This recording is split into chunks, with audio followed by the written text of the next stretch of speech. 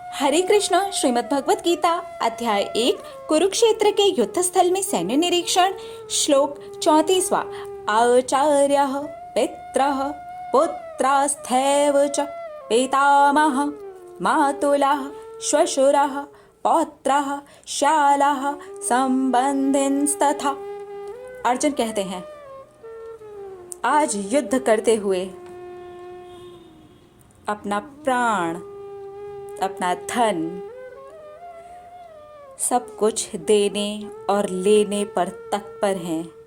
ये कौन लोग हैं जो मुझे मेरे सामने दिखाई दे रहे हैं? मेरे साले पौत्रगण, मेरे सारे के सारे सगे संबंधी, मेरे ससुर, मेरे मामा, पितामह, पुत्रगण, पितृगण, मेरे गुरुजन तक आज मेरे सामने खड़े हैं, मारना चाहते हैं। इसमें अगर वो मर भी जाएं तो कोई गम नहीं, लेकिन वो मुझे मार देना चाहते हैं। होता है ना, ये हमारे साथ भी होता है। अपनी किसी भी एक प्यारी सी इच्छा को सामने रख करके अगर हम ये देखें, जो हम पर बुरी तरह से हावी हो चुकी है, जिसके बिना हमें लगता है हम जी ही नहीं पाएंगे, रखते हैं उसे थोड़ी देर के लिए सामने और देखते हैं, ओहो कितनी बड़ी सगी संबंधी बन गई है वो। कुछ आदतें भी होती हैं ना ऐसी। चलिए आज किसी भी एक आदत को रखते हैं जो हमारी इतनी अपनी बन गई है, जिसके बिना हमें लगता है हम जी ही नहीं पाएंगे। इच्छा या आदत, अच्छी या बुरी, कुछ भी सामने रखते हैं जिसके बिना हमें लगता है ना हम जी नहीं पाएंगे। वही है आज सगे संबंधी बनकर के सामने खड़ी हुई है,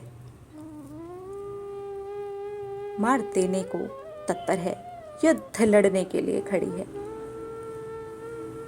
वो इच्छा हमें, यानी कि हमारे जो मन की शांति है, उसको मार देने के लिए तत्पर है। उसमें अगर हम शरीर से भी जाएं तो उसे फर्क नहीं पड़ता,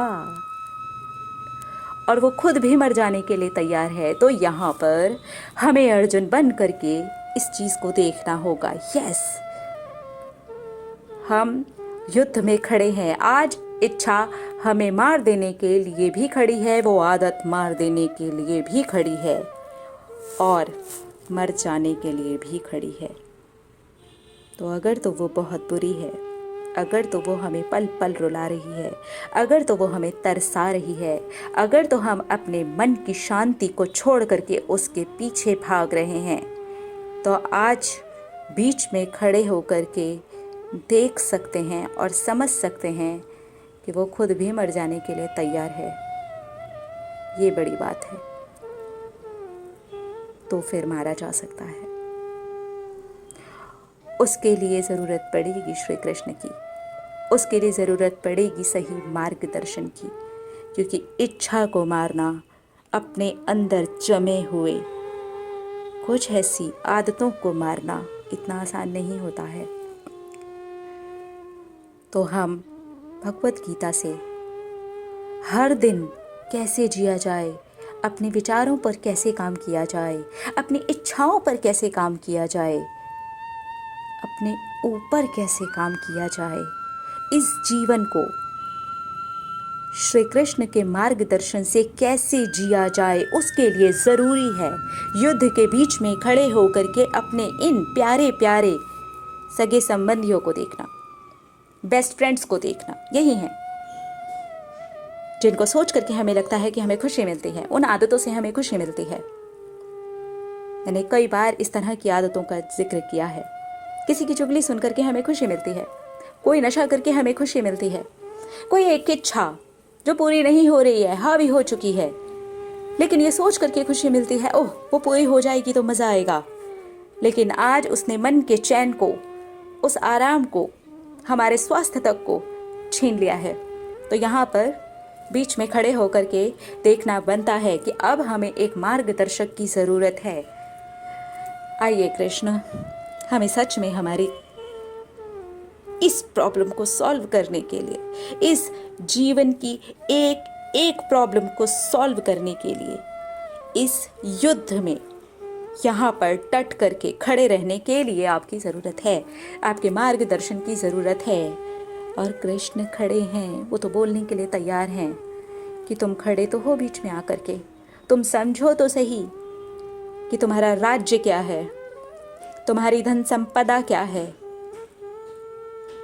तुम्हारे मन की शांति क्या है। जितनी चीज़ों को खुद पर हावी कर लिया है वो क्या है, पहले तुम देखो तो सही। जिस दिन तुम देखोगे और मुझे पुकारोगे, मैं आ जाऊंगा। बस अर्जुन की तरह हमें अंदर की महाभारत में ये देखना बहुत बहुत ज़रूरी है। श्लोक ने बहुत खूबसूरती से, बहुत खूबसूरत और बहुत बड़ी शिक्षा दी है हमें, अपने सगे संबंधियों को सामने ला करके देखें और समझें कि ये आज मुझे मार देने के लिए तत्पर हैं और मैं भी इन्हें मार देने के लिए तत्पर हूँ। क्यों करना है मुझे, क्यों करना है? अपनी इच्छाओं पे भी लगता है हमें, क्यों मारें हम अपनी इच्छा को? इस क्यों का ही तो जवाब मिलने वाला है उस मार्गदर्शक से।